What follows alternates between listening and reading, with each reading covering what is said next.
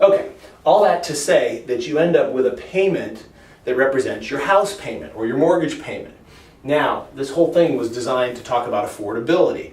Well, you need to know how much house you can pay for or how much house payment you can make every month. Now, there are some ratios. They're not only helpful, they're pretty much mandatory. With FHA, if you're going to get an FHA loan, which is typically the loan you'd be going for if you are not a member of the military. If you're a member of the military, you're going to have VA. We'll talk about that in a minute. If you're not in the military, you're going to have to put down 3.5%, and you'll probably use an FHA loan.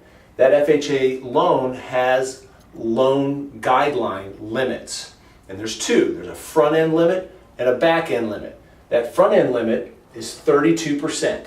What that means is if you take your gross monthly income, let's say for example somebody who's earning $3,000 a month, you take that $3,000 a month and multiply it by this front-end ratio of 32%, that will give you the amount you can spend on principal, interest, taxes, insurance, and mortgage insurance premium.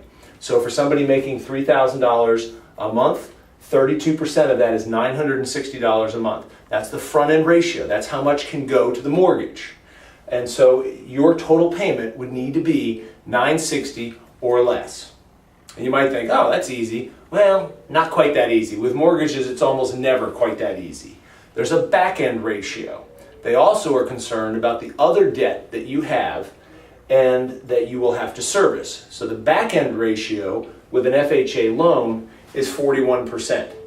That means not only can you only have 32% going to the mortgage payment, but you can't have more than 41% of your gross monthly income going to any kind of debt, long-term debt. And that includes credit card minimum payments, auto payments, child support payments, alimony, back taxes, anything that you owe and have to pay.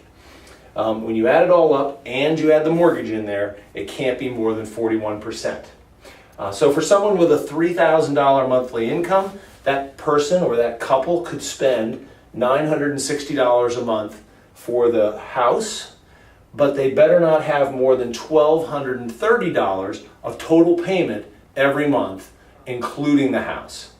Well, that isn't, you might say, that's kind of constraining. Yes, it is.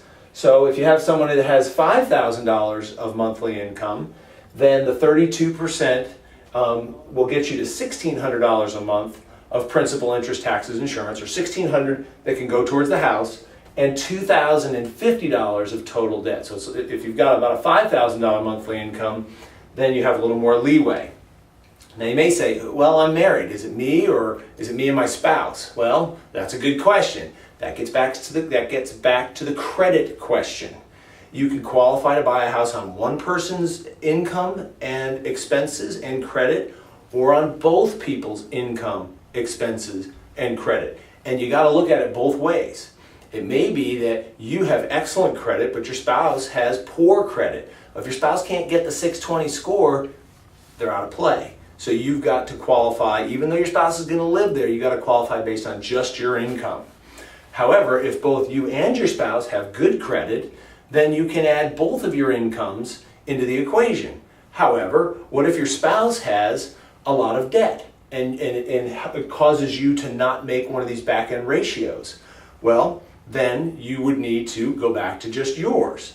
So this is where a mortgage loan officer can really help you determine how much house you can buy.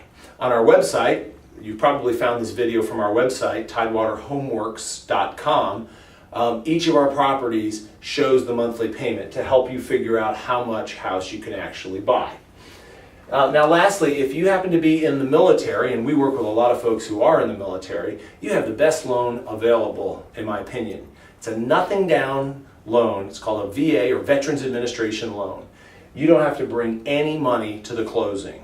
We sell houses to people all the time, and they walk in literally with zero money down. We pay their closing costs. The VA brings the money. They just walk in and sign. Now, they do have to make payments for the next 360 months, but they didn't have to bring any money the first time.